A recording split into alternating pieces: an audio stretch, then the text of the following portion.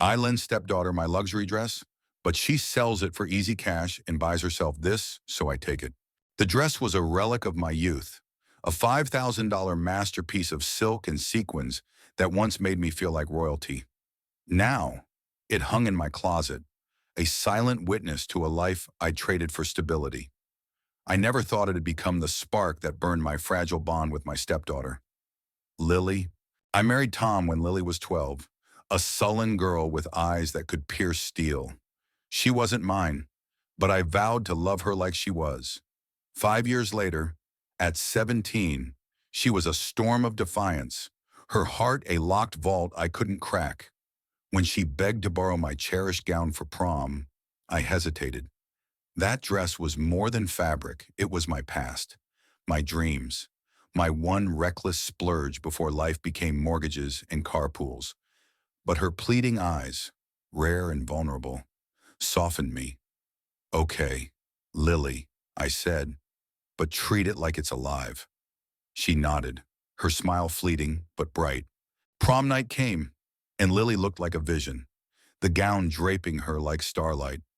I snapped photos, my heart swelling despite her usual coldness. "You're stunning," I whispered. She rolled her eyes but muttered, "Thanks, Claire." For a moment, I thought we'd turned a corner. 2 days later, I found the dress missing. My closet felt violated, the empty hanger swaying like a ghost. I confronted Lily, expecting excuses: a spill, a tear, a laundry mishap.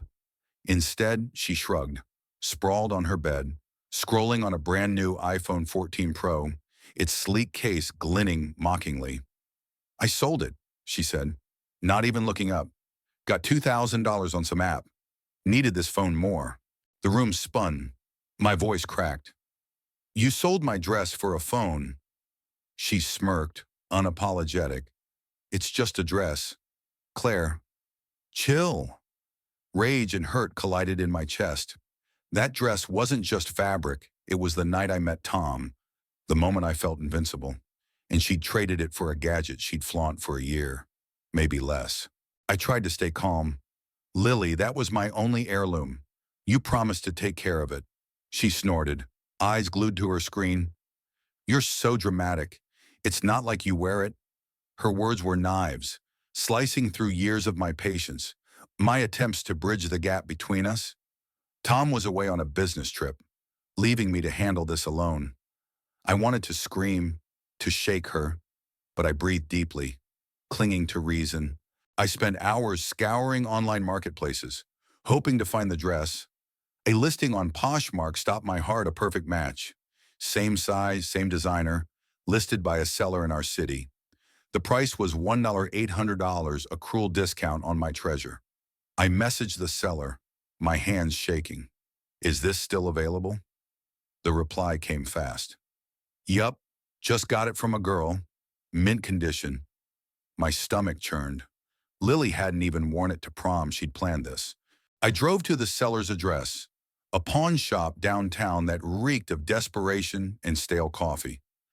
The dress hung behind the counter, pristine but out of place, like a queen in a prison. I paid the $1,800, draining my savings, and clutched it to my chest as I walked out. The weight of it felt heavier than ever. Back home, Lily was still in her room, the phone's glow lighting her face. I stood in the doorway, the dress folded over my arm. "I bought it back," I said, my voice low but steady. Her eyes flicked up, surprised, then narrowed. "So what?" she snapped. "You gonna ground me?" I didn't answer. Instead, I walked to her desk, picked up her precious phone, and slipped it into my pocket. Her jaw dropped. "What the hell, Claire?" "Give it back," I shook my head. "You sold something irreplaceable to me. Now I'm taking something you value." "Fair trade." She lunged, screaming. "You can't do that. It's mine." I stood firm, the dress a shield between us. "You made a choice.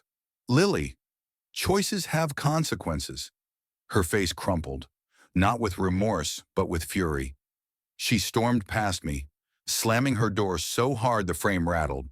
That night, I sat on my bed, The dress spread out beside me. Its sequins caught the lamplight, whispering memories of a younger me, bold and fearless. I wondered if I'd been too harsh, if I'd widened the chasm between us, but I couldn't let her think actions didn't matter, that trust was disposable. Days passed, and Lily's silence was louder than her screams. She ignored me, her eyes cold as winter. Tom returned, and I told him everything. He sighed, torn between us. She's a kid. Claire. She's testing boundaries. I nodded, but my heart ached. I wanted to be her mother, not her warden.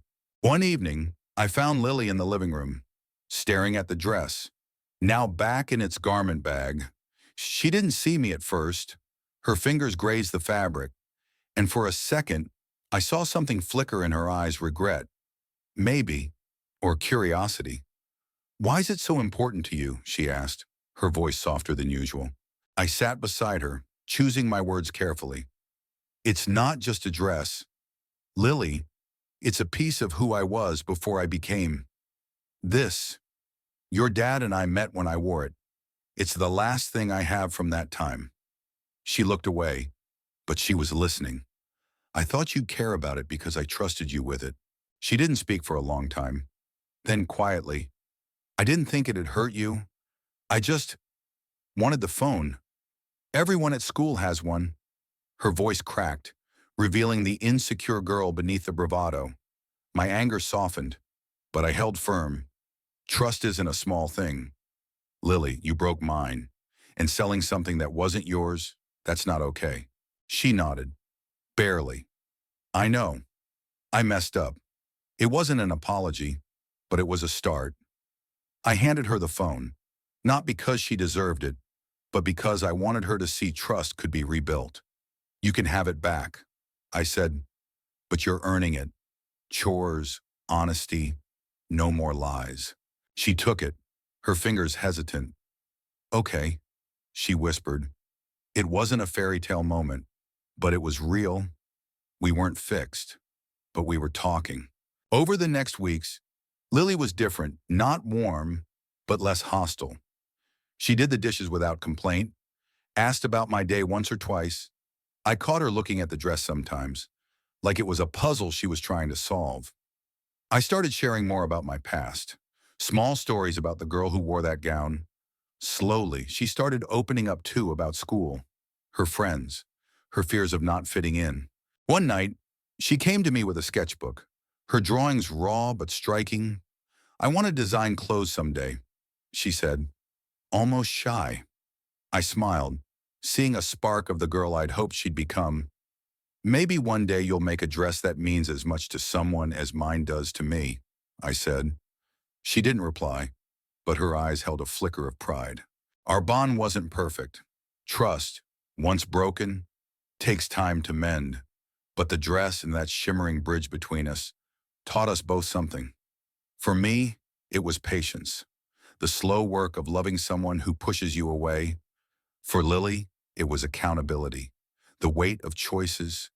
We were learning, step by painful step, to see each other. What do you think? Was Claire too harsh in taking Lily's phone? Or was it a fair lesson in consequences? Should Lily have faced a different punishment? Or was the dress's loss punishment enough? Share your thoughts. Where do you stand on trust and second chances?